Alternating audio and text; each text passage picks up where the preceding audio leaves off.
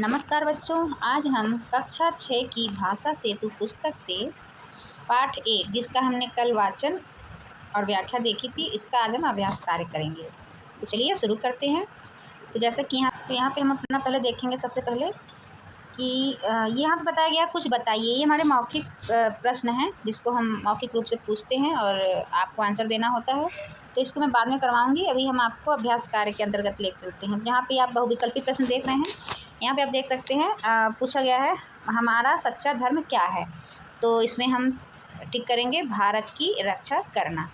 फिर है हमारे देश में कौन सी चिंगारियाँ जलती रहती हैं। तो कविता के माध्यम से हम आंसर देंगे, इसका उत्तर देंगे। तो इसमें उत्तर आएगा हमारा जौहर की चिंगारियाँ। फिर है देश में शत्रु के आने पर उसका क्या होगा। तो देश में शत्रु के आने पर वह चूर चूर हो जाएगा। फिर है हमें क्या क्या प्यारा है। तो हमें अपनी मिट्टी भी प्यारी है, अपने खेत प्यारे हैं, अपनी रेत भी प्यारी है। इसका मतलब हमें उपरोक्त सभी प्यारे हैं। तो इस प्रकार से हम इसका आंसर देंगे। अब उसके पश्चात यहाँ हमारा 5वां प्रश्न है, इस प्रार्थना के अंत में क्या कामना की गई है। तो इस प्रार्थना के अंत में प्रार्थना की गई है सभी को सुख और शांति मिले, सबका जीवन मंगलमय हो, कोई भी दुखी ना हो। इस प्रकार से तीनों उत्तर सही हैं, इसलिए हम उपरोक्त सभी को यहाँ पे टिक करेंगे। इसके बाद यहाँ पे देखा गया है दिए गए प्रश्नों के उत्तर लिखिए। ये लिखित प्रश्न है, इसको भी मैं आपको करवाऊंगी प्रश्न उत्तर के अंतर्गत। तो अभी हम पुस्तक का कार्य देख रहे हैं, तो हम देखेंगे प्रश्न संख्या 2 जो देखेंगे कविता की पंक्तियों को पूरा कीजिए। तो आपकी कविता की पंक्तियों की अधूरी पंक्तियाँ जिसको आपको पूरा करना अपने कविता को पीछे से देखिए। जैसे कि यहाँ लिखा है, यहाँ नहीं पुरुषों से पीछे रहीं कभी भी नारियाँ, इनमें जलती रहीं सदा ही जौहर की चिंगारियाँ, लेकिन जो शत्रु मेरी धरती पर कदम बढ़ाएगा, हम ऐसी चट्टान बिखर कर चूर चूर हो जाएगा। तो ये हम अपनी पंक्तियों को पूर्ण करेंगे। अब हम यहाँ देखते हैं भाषा बोधन के अंतर्गत क्या दिया गया है। यहाँ पे निम्न शब्दों के पर्यायवाची शब्द लिखने हैं। जैसे यहाँ पे नारी है तो नारी का पर्यायवाची स्त्री, महिला है ना।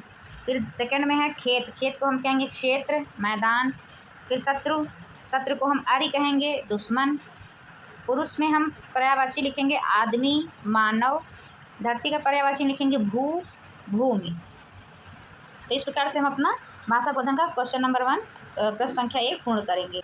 उसके बाद हम देखेंगे प्रश्न संख्या 2 जो कि है ये जो दो समान व्यंजनों का प्रयोग साथ साथ हो और उनमें से एक हलंत हो तो उसे द्वित्व व्यंजन कहते हैं। द्वित्व व्यंजन के सहयोग से हमें एक नए शब्द की रचना करनी है। तो यहाँ पे उदाहरण भी दिया गया है, जैसे दिल्ली, इसमें देखो आधा ला है फिर पूरा ला, बट्टा, रस्सी। इसी प्रकार से हम यहाँ बनाएंगे। देखते हैं यहाँ पे आधा का पूरा का लिखा हुआ है, तो इससे शब्द बनेगा पक्का, मक्का। इसी प्रकार से इसका हम शब्द बनाएंगे चप्पा, ठप्पा। आधा ट पूरा ट के साथ मिलाएंगे खट्टा, चट्टान।